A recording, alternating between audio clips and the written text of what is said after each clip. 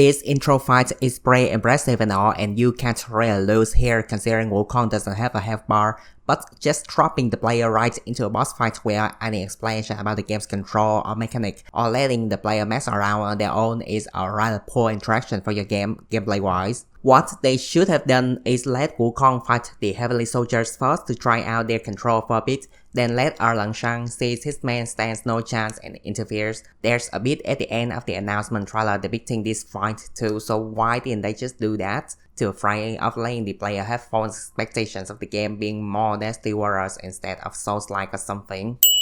The subtitle is rather small and there's no way to adjust its size. I guess the devs did this so it doesn't get too in the way during fights, but still it could be better.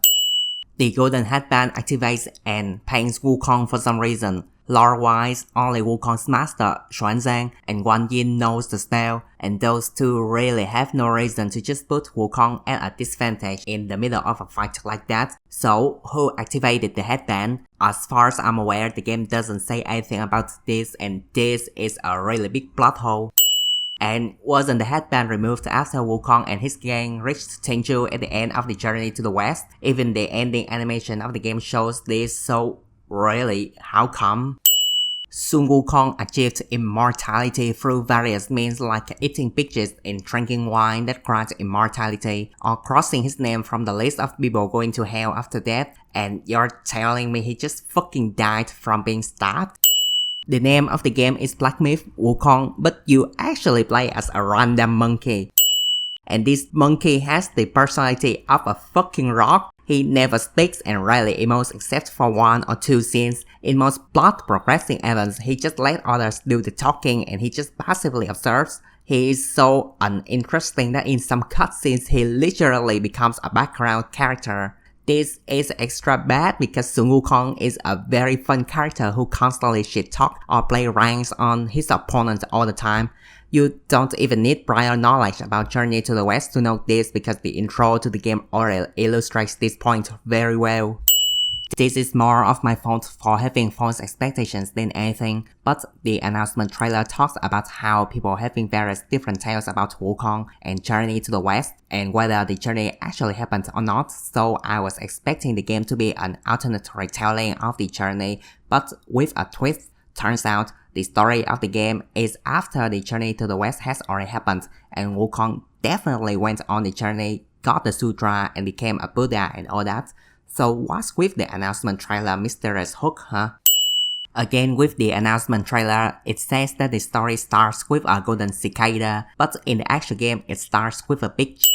As soon as you start the game properly, one of the game's biggest flaws become very apparent. The invisible walls. Most games have some sort of environmental props in place of invisible walls to let the player know that that's not where you can go. But for some reason this game has invisible walls up all over the place, even in places where you can clearly see there being actual roads or where you should be able to jump over to. And this gets very egregious, like Jesus, at least have the decency to put a rock there. Credits where it is due, the game does have some really impressive architecture work, but most of the time the environment just feel very samey and boring with very few easily identifiable landmarks to orient yourself. This combined with the stages being very huge and the game having no map whatsoever makes it very easy to get lost despite the game being quite linear in nature. It isn't so bad in chapter 1, but it gets a lot worse later down the line, especially with chapter 3 where it feels like the devs made a finished stage, then scale everything 10 times bigger than it initially was for some reason. When you press the heavy attack, the attack doesn't come out immediately. Instead, the monkey has to take time to position the weapon in place before he actually dishes out the attack. You get used to this after a while, but it does make the control feel somewhat unresponsive. There are animations for gathering plants and stuff. I mean, it is more immersive that way and doesn't really take that much time, but considering how much gathering you will be doing throughout the game, it would be more beneficial to the player if the game allows you to pick the plants up while stopping dead in your tracks. These meditation spots remind me of haiku spots in Ghost of Tsushima, in that you have brief pauses from the gameplay, the camera switches to various angles to show off the environment and then back to the main character. But in Ghost of Tsushima, this boss features some very beautiful sceneries, and the haiku phrases emphasize what the environment is showing, so it gives some meaningful content for the player to absorb. In Wukong though, the game just seems to randomly change angles for the sake of it. Sometimes it does show off an architecture of note as if to emphasize its magnificence, but most often it just shows some random robots in the area. I say this is a rather missed opportunity, as the game should have done some environment storytelling like showing the time passes or creatures of the place going on with their activities while the monkey keeps sitting still, emphasizing just how deeply focused he is. As it is, these meditation spots are just kinda there. You only get to transform into a cicada to scout the area this one time only for some reason, and if you de-transform early, you can't turn back into the cicada at all. This transformation serves little to no gameplay purpose, and it almost seems like the devs put it in there because it would make for an interesting trailer showcase and for no other reason at all. You don't immediately heal yourself whenever you rest at a keeper's shrine. Like the plant harvesting earlier, it doesn't take any time at all, but having to make a second button click seems like busy work just for the sake of it. Other Souls-like games all have you automatically rest when you check in at the bonfire, the shrine, or whatever you want to call it, so I don't know why they went out of their way to make it more inconvenient for the player. The sparks you get from leveling up to spend on improving the monkey are shared across all forms of improvement, from simple stats up to new combat moves to spell enhancement. Although the game does let you respec at all times with no cost at all, so it is not a heavy commitment, but having to share one form of currency for all of these improvements make the game's character progressions feels rather slow. This is not taking into account the progression of the monkey's equipment yet, which we'll get to later.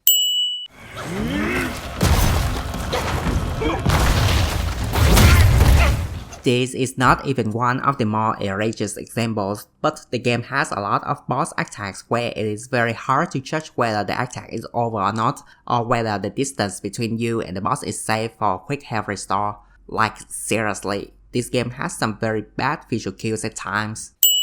The game has this little fireball that give you the game's currency. This could be used as effective markers to pull the player's attention to certain buffs without resorting to the infamous yellow paint that like so many games these days, but the game doesn't take advantage of it. Instead, they are usually tucked away in corners like some sort of a reward for the player having explored the area thoroughly, which is unsatisfying to say the least.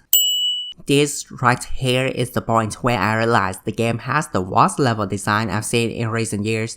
Not even just one of the worst, but the definitive worst. Like sources are a very effective tool to guide the player's attention, so when I see the torch right here in the middle of a misty forest with nothing else to identify direction, I naturally was drawn to it and inadvertently moved to the left of the area.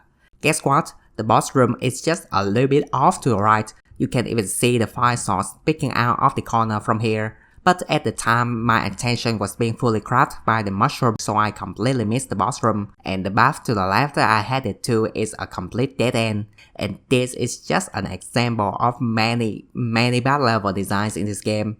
I know people like to dunk on modern games with excessive use of markers and all, but going to the extreme opposite of not having any sensible way to guide the player's attention to the right path is just as bad, especially when there are so many nonsensical invisible walls in the game.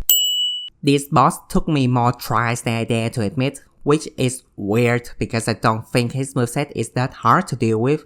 Turns out the PS5 has served input latency and sometimes the game just outright eats your button. And no, this is not something I made up to excuse my skill issue. Digital Foundry made extensive technical tests and confirmed that this is an actual thing. I think the biggest issue with the performance mode, at least to me personally, is probably latency, because you're getting the frame rate response of a 60 FPS game, but with input response that is likely worse than the game at 30 FPS based on what we know about frame generation technologies, and there's a perceptibly laggy feeling to the controls, and it doesn't feel that great even with camera sensitivity turned up to compensate. I still felt like this is a weirdly laggy game.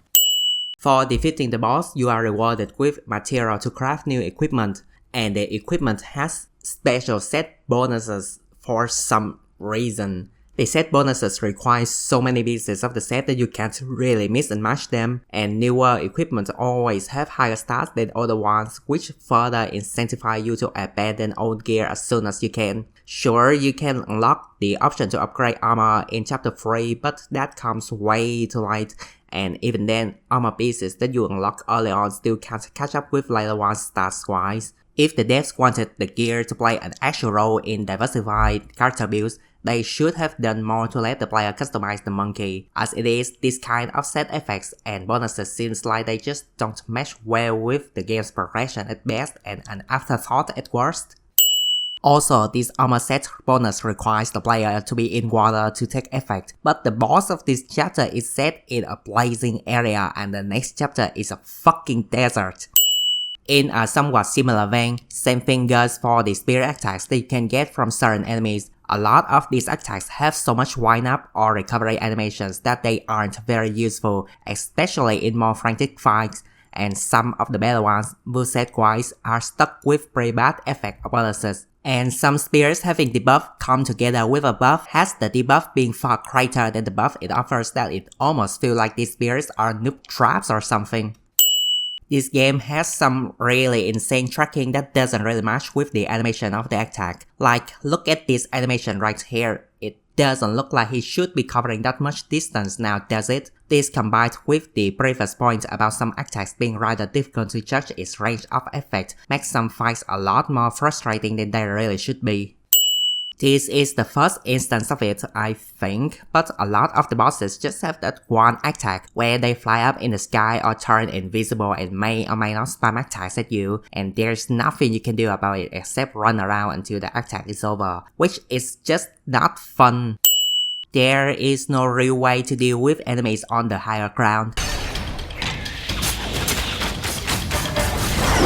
You're telling me the main character is a monkey, but he doesn't at least know how to pick up some random rocks and throw at the enemy just out of reach? Personal taste here, but I kinda don't like how the camera can just seem to stay still even when the scene doesn't require that much movement. There are a lot of unnecessary camera shakes, zoom ins, zoom outs, and fast bans and whatnot. It's almost like the camera is trying to be the point of view of some character or something. Though considering no character's point of view fits the camera's height and angle and it changes position way too much, I don't really think the devs were intentionally going with the whole point of view thing. The music videos don't have subtitles to it. I mean, you probably can understand the meaning of the MV just by the visuals alone, and the subtitled videos can be easily found on YouTube, but it's a rather questionable decision to not just put subtitles in it. This game has some really extreme close-up shots and they really make me feel uncomfortable. Being able to perfect dodge in the middle of the enemy's attack string doesn't guarantee at least one rush in hit, and instead you may even be punished for it. I genuinely think this is the only game that does this. Every other game with perfect dodge mechanic with time slowdown effect like this always rewards the player with a brief offensive opportunity. Breath of the Wild, Ghost of Tsushima, Nier Automata, Tales of Arise, Zenless Zone Zero. I swear I played more games than this, but you get the idea. This wasn't very apparent in chapter 1 because the enemy position is still somewhat dense for you to focus on the sound, but with chapter 2's desolated map and the enemies are positioned far apart a lot more, it's really hard to not notice the disturbing lack of music.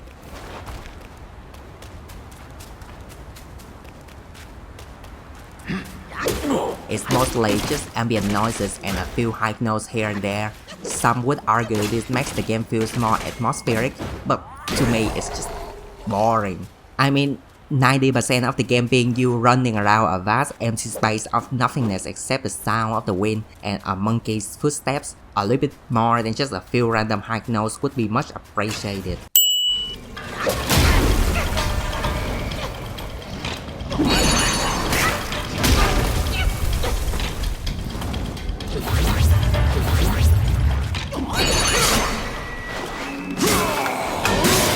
You see this wall right here? If you get lucky and have the boss slam his head into it, or know to use certain transformation attacks to it, it will break and you can go in and obtain a key item that kicks off a long quest line spanning multiple chapters and have you go up against some long dudes. The wall is completely obscured by the shadow and all of your attention probably will be on the boss of the area. So how can you notice the wall at all, much less knowing it is breakable unless you are lucky is beyond me.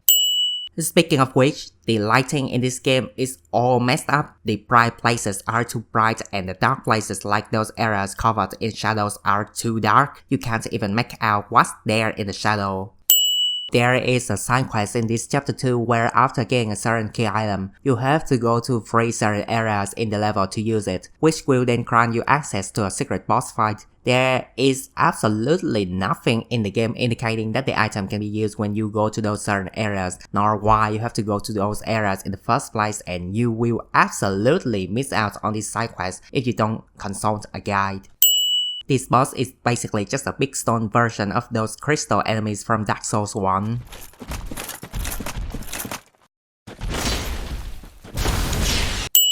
The bosses in this game jump around way too damn much, it's very disorienting at times. I ran into some sort of weird visual glitch right here. The boss fight against the Yellow Wind Sage is too difficult for all the wrong reasons. He jumps around way too damn much like I already said earlier, and as the fight goes on, the area is increasingly covered in sandstorm which makes for piss poor visual clarity. At the end of chapter 1, and all other chapters too for that matter, we get music videos for the ones holding Wukong's relics to explain their backstories, but for some reason, for the end of chapter 2, we get a video for a character in chapter 3 instead. The video is also not traditional animation, instead it's stop motion. This dude isn't even I1 main plot related, he's just an optional boss for a side quest. I mean, the video clip is very cool and all, but it is a very odd choice to go so much against the established pattern that the game set for itself. The monkey takes off his headgear during cutscenes for no reason, even when you have the option to keep headgear on in the settings. I don't even know why the game did this because it's not like the monkey emotes at all during cutscenes. Welcome to chapter 3 where everything is just way too goddamn big and drags on way too freaking long. Like seriously, this chapter goes on and on and on and on and on for way longer than it should have. It's easily bigger than both chapter 1 and chapter 2 combined, and you will definitely get sick of looking at all that Snow White by the time you finish the chapter. Most of the enemies throughout the stage are also rather non-threatening that they feel like fillers to bat out all these empty spaces of the map. This cutscene goes on for way longer than it should have.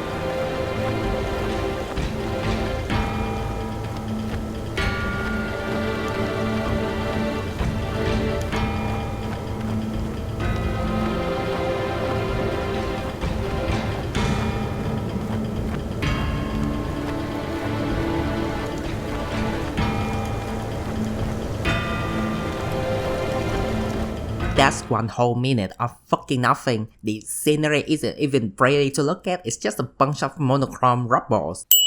This is expected of a dragon, but the boss moves around so much that it is so easy to whip your attack in this fight. It is also very annoying having to constantly run back and forth across the area, because the boss keeps flying away almost every time the distance is close up. Rare footage of the monkey showing something you could call an emotion.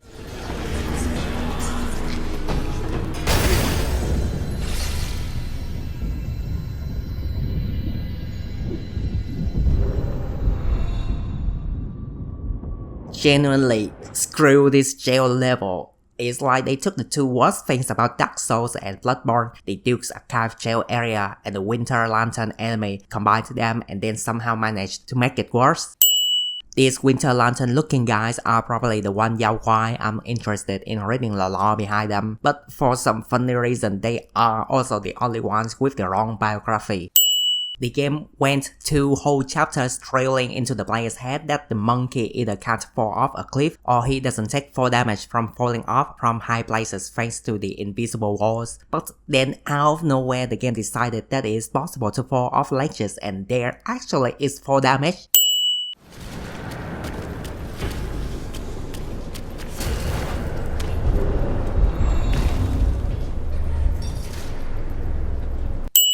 I've been curious for a while now, but what's this game's rule on what proper nouns are translated to English and what proper nouns are kept in Chinese? Some like the black bear guai has the Chinese name being Hei Chongjing, which is literally the black bear demon, and the game has already decided to keep Yao Guai untranslated so it makes sense to name the boss as black bear guai.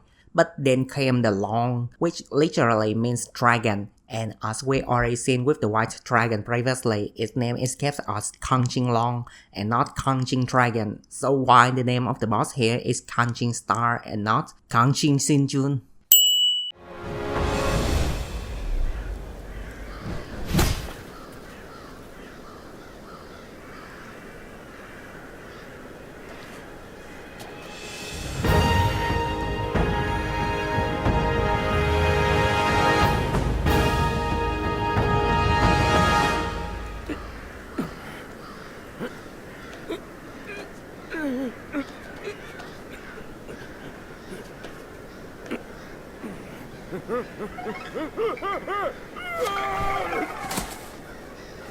Why is Jubaje a killer pixie and not a somewhat pink and bold big man like most other live-action adaptations, or a hulking of a beast like as depicted in the original novel?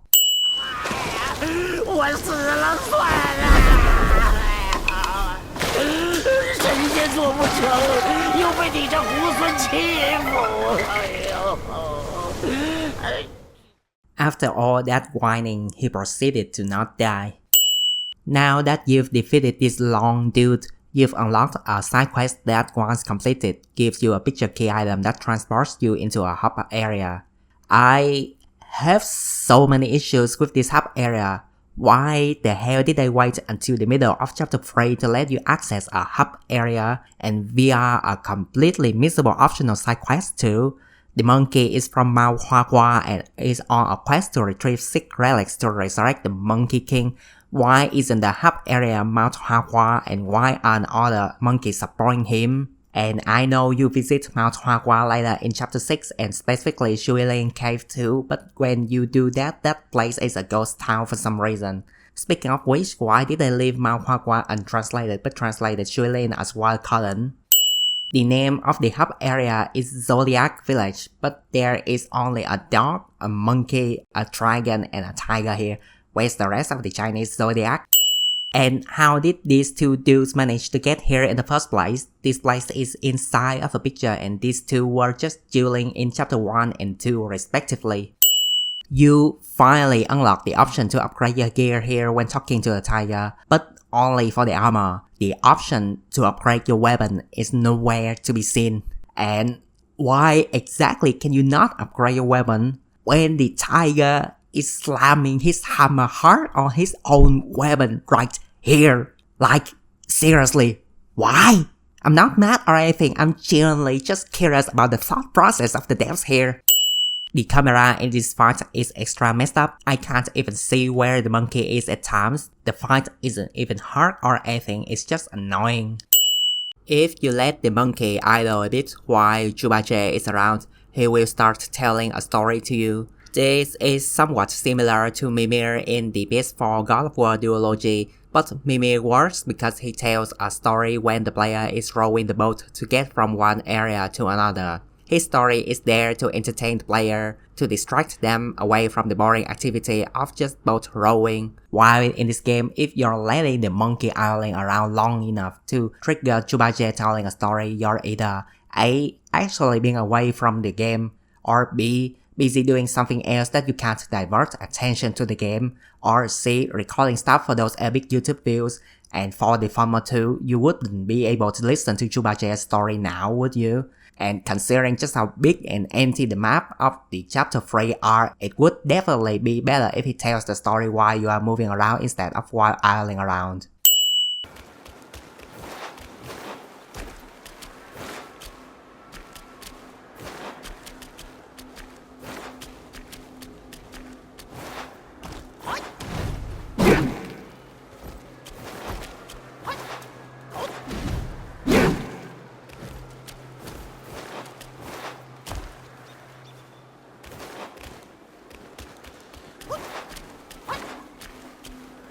What the hell is wrong with this game and its invisible walls?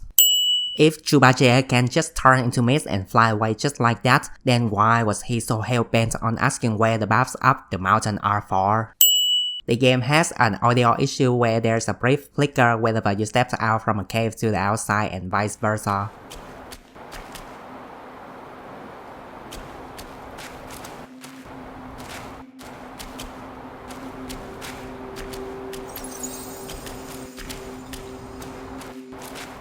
This issue can be very easily reproduced too, so why wasn't it ironed out during development or patched out with the first update? Although it happens less frequently, the lighting also has the same issue.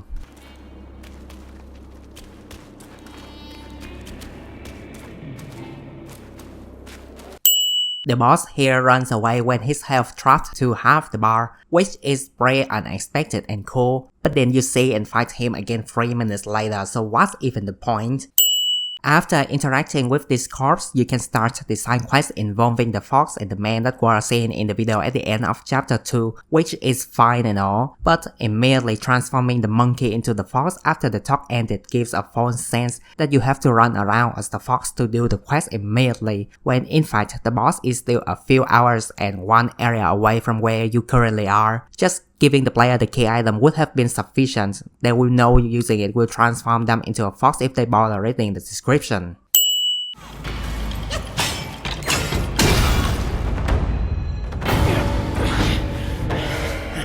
莽夫罢了，大哥交代的事情一了，来日再会。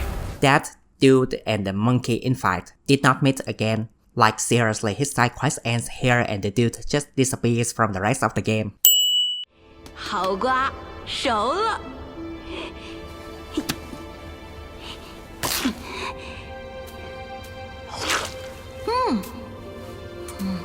尝尝。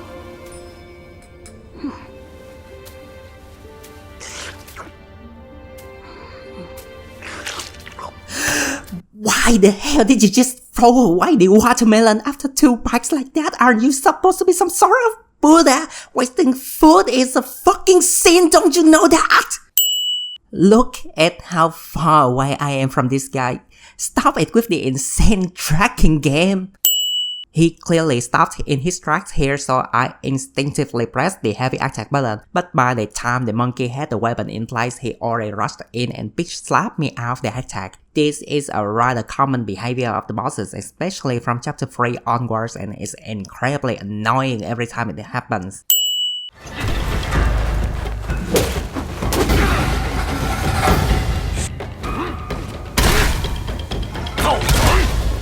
造杀，以杀止杀，以暴制暴。 What the fuck?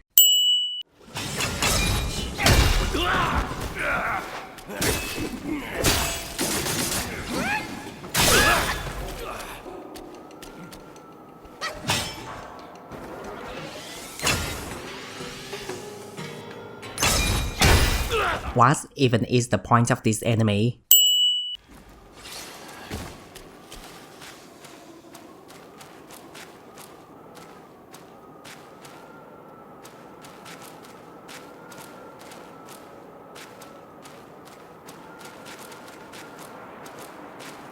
Jesus fuck.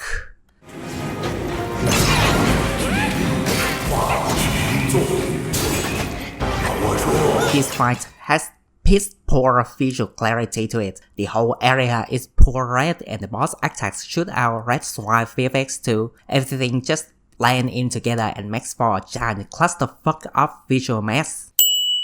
诸行长，诸相拿起屠刀，我已成佛。一臂之身，是彼之道。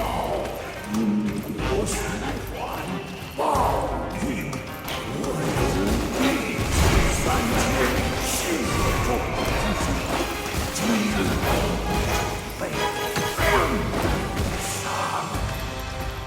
The script here implies that the monkey is trying and failing to suppress his urge to kill, which doesn't really work because it is very easy to just ignore the enemy and push through like what I'm doing here.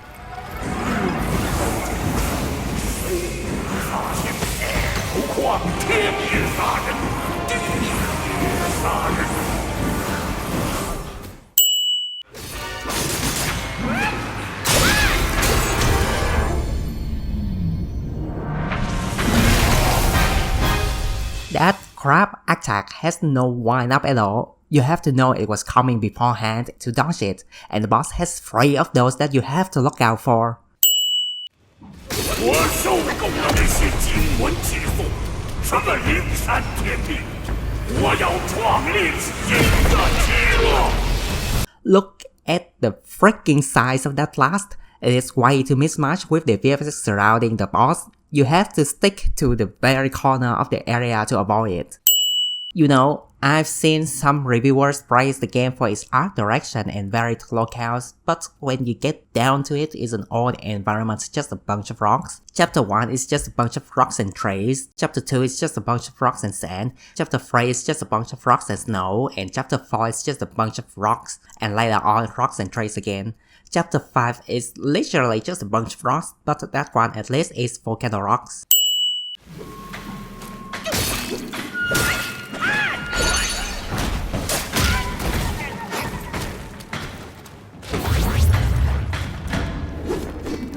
This is the single worst fight in the game and it's not even close. There is a gear trap in this fight, but to get it, you need to cut off all of the arms of the boss before the fight is over, and you can only do this by attacking him from the back, considering just how frantic the boss fights are in this game, and you never really have a chance to attack a boss from behind. How would you know he drops something if you cut off all of his arms before finishing the fight while looking up the guide?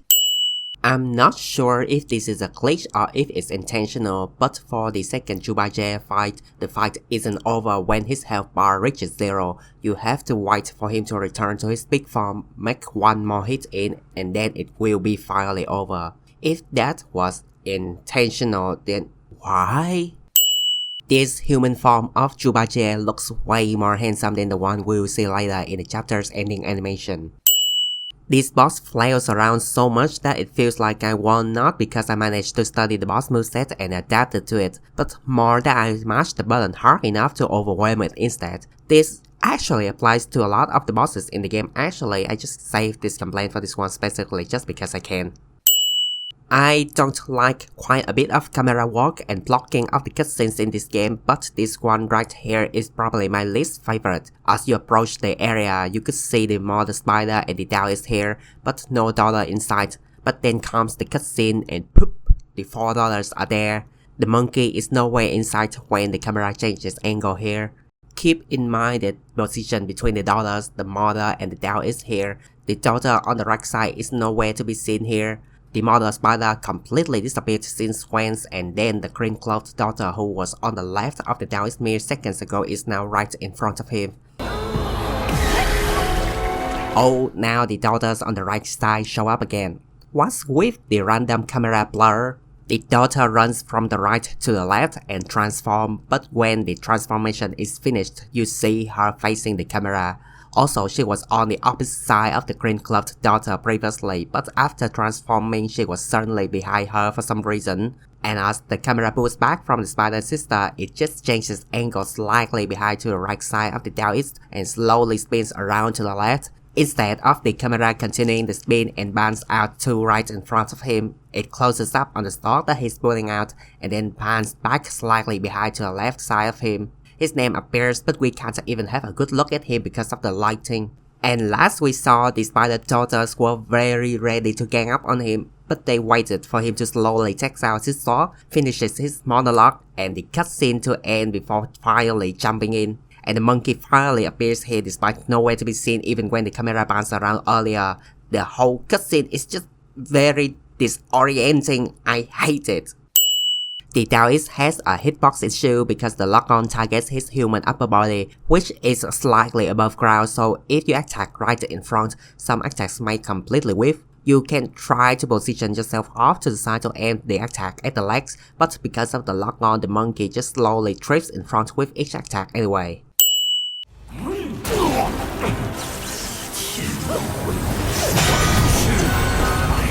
My fucking eyes!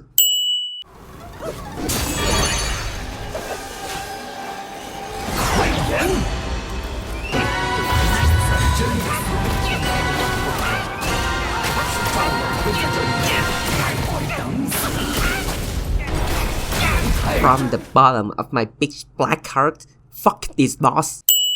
I am genuinely confused by this MV. This dude here is the past life of Chubaje when he was an admiral in the Heavenly Court. From the MV, it seems like he was cast down to the human realm because he caught the moon goddess having an affair with someone or something. According to my knowledge, he was cast down because he got drunk and attempted to force himself onto the moon goddess instead, so what's the deal here? Also, I don't remember any details about any heavenly maiden falling in love with him so much that she willingly casted herself down to the human realm as a spider yaoi.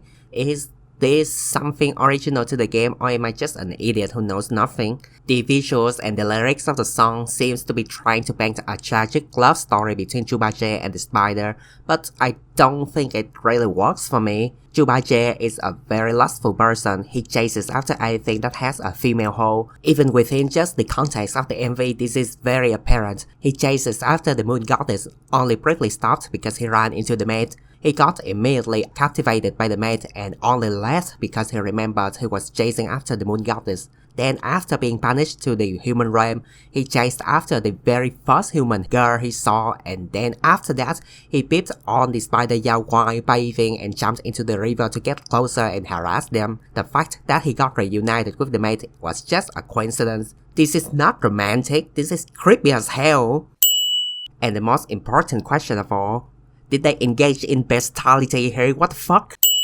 At this point of the game, the mob fights are becoming increasingly bigger filler chore that I just really want these segments to be done with and get to the next boss fight as fast as possible. The mobs are just not very engaging to deal with, and the combat has not evolved further than light attacks and dodge to be focused for big heavy attacks for quite a while now. Sure, there will always be those epic high level combo videos on YouTube, but those things are basically just party tricks and are very impractical to actually do while normally playing. 那位朱长老跟你说了什么悄悄话？我且不计较从前血债，他倒好，竟还有如此大的敌意。 I think this might be a glitch. I'm pretty sure I was supposed to see the Fox Girl NPC Ping Ping here, but I didn't see anything. The monkey can be hurt and die from fall damage, but he can jump down from this steep cliff via the power of cutscene. Usually, dual boss fights are some of the most challenging and interesting fights in a game, but not in this game though. Chapter 5 has quite a few dual boss fights and they are cakewalk and uninteresting, which is very weird because a lot of the solo boss fights beforehand feels very overtuned. 师姐，下界之后，小仙还从没离你这么近过。师弟，这些年其实我也很怀念宫里的日子。这是何物？猪蹄还能是什么？再不觉醒，你要扑上来啃一口了！杀我也，气杀我也！个阿杂东西，竟敢化作师姐模样炸我！老朋友，见什么坏呢？ Why did they give so much personality to Chubaje and makes him so cool? He has some of the best scenes in the game, and ever since his appearance, he is always the center of every cutscene he is in, pushing the monkey into a literal background character. All this while Sun Wukong went out like a jump in the prologue, and the third disciple of Tang Sangzang, Shao Wujing, basically only has cameos in the MVs. Sorry, nobody cares about you. Heck, if you exclude chapter 1 and 2, the rest of the game is basically Baiji's journey to gather the 6 relics to hopefully revive his lost brother. He is actually more of a main character than the monkey itself. As a side note, this palace is supposedly hidden behind a secret passageway in the middle of a volcano. How did Baijie knows about it without Ping Ping's guidance, got there first and then transformed into Princess Alphen to fool everyone else? Did he read the script beforehand? It's a rolling boulder that can one-shot kill if it rolls over you. 不是我女儿，天也戳下好，免得见你作怪。莫急啊，老畜生，快点对付。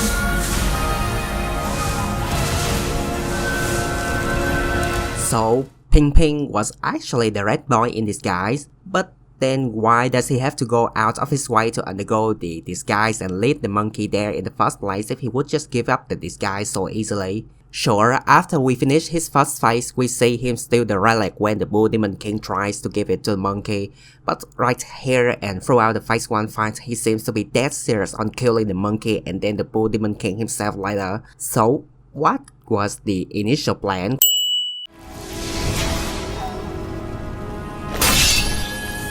Blades crawling out your elbows are such an impractical design choice. You can't straighten your arms and you have an incredibly limited reach. You have to make so many body movements to make up for that lack of range. In fact, it is so impractical that during the fight, he has to grow a set of blades out of his hands to be more threatening after you drop his health down to half.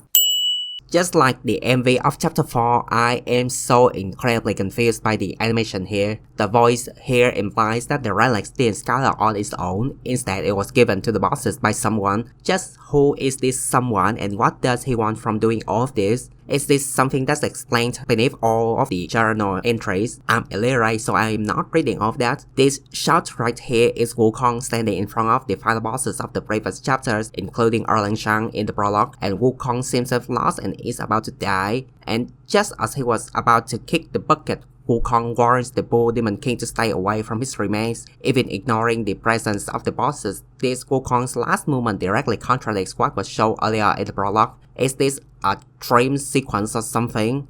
Also, the flashback sequence seems to be highly traumatized and differs from what was in the novel. When Wukong messed up the Heavenly Court, he was alone. The Ox Demon King wasn't there to be his psychic. Iron Fan Princess was very against the idea of giving the fan away to Wukong in the novel. It had to be stolen. And what does Red Boy means here by avenge my people? What? I am not even going to increase the issue counter here because I am genuinely confused by what's going on in most of this MV. And now that I think about it, why are we fighting all these guys anyway? No, I know the in-game reason is that the monkey is collecting the 6 relics to become the next Wukong, but why are these guys the bosses? These guys are all characters from the original Journey to the West, and why I don't really remember their fight in the novel. I vividly remember Red Boy specifically realized his wrongdoings, left his home and became the disciple of Guan Yin.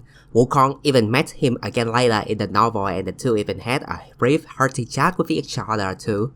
If the story of this game takes place after the end of the novel, why is Red Boy evil again?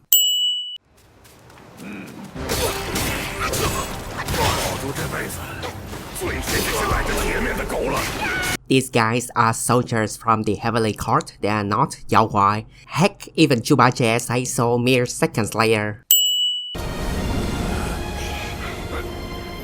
造化造化，是师兄的筋斗云嘞！那你倒不如先使唤使唤他。 The game didn't even note that you can summon the clown by pressing the down D-pad. Yeah, there are tiny icons over here to indicate that you can do something with the down D-pad, but it is so incredibly easy to miss, especially after the cutscene. You have tons of things that take away your focus to different corners of the screen instead. This place is way too big for what little content it offers. There are a few easy optional bosses scattered around, and the rest is 3+1 mandatory boss fights to gather up Wukong's gear. I understand the devs probably wanted to show off the speed of the clown and let the player feel good from being able to travel around so fast and so effortlessly, but come on, this is a lot of wasted space of freaking nothing.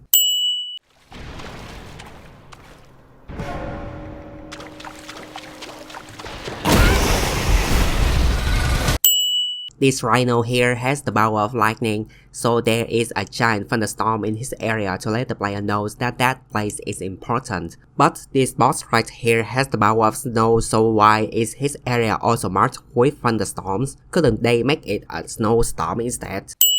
I usually don't like talking using hyperboles, but it is impossible to correctly measure the distance between you and this boss. Like, seriously.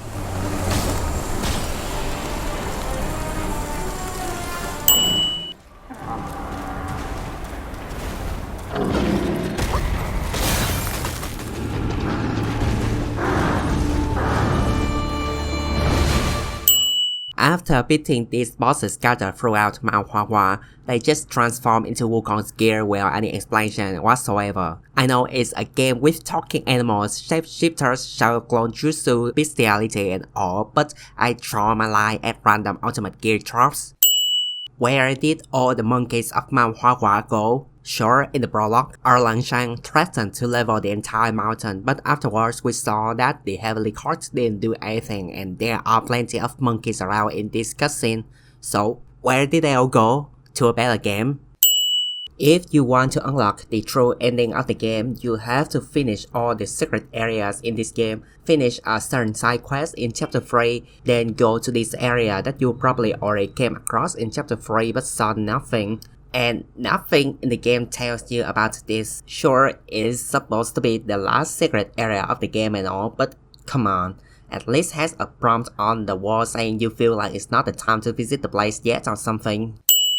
The last true obstacle in your path towards the true ending is this three-eyed dude, Erlang, and he probably has made more than a handful of players rage quit and look up a guide on how to beat him. And you know what? I'm fine with this. He is the last real secret boss of the game. He is allowed to have all the bullshit the game can throw at you.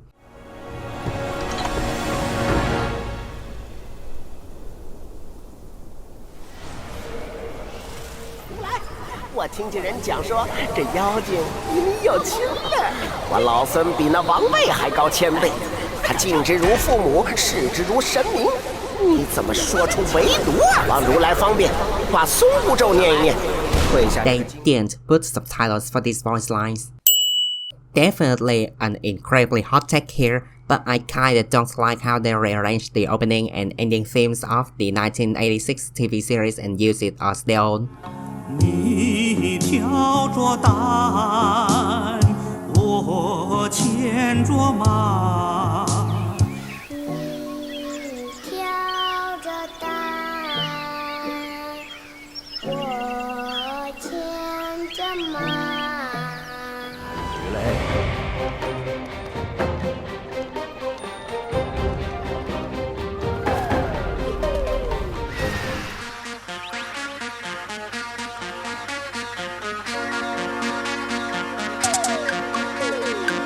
I would be lying if I say I didn't feel something when I heard those familiar notes being played, but that's just a testament to how iconic and influential the TV series is. If the game is a direct continuation of the TV series or a giant love letter with many references to it, then sure I would say these arrangements are a big plus, but there are just way too many differences between the game and the TV series, and many characters hold giant contradictions too, in fact, like the Red Boy situation I mentioned earlier as an example. So by rearranging these theme songs when the game has very little to do with the TV series, it feels like the devs were using the much more popular and iconic masterpiece to manipulate the players into feeling more emotional than they probably would have with new original songs. And that's it, that's my hot takes on Black Myth Wukong. A rather average action game that got way too popular for its own good because it's China's first big budget game. Feel free to disagree.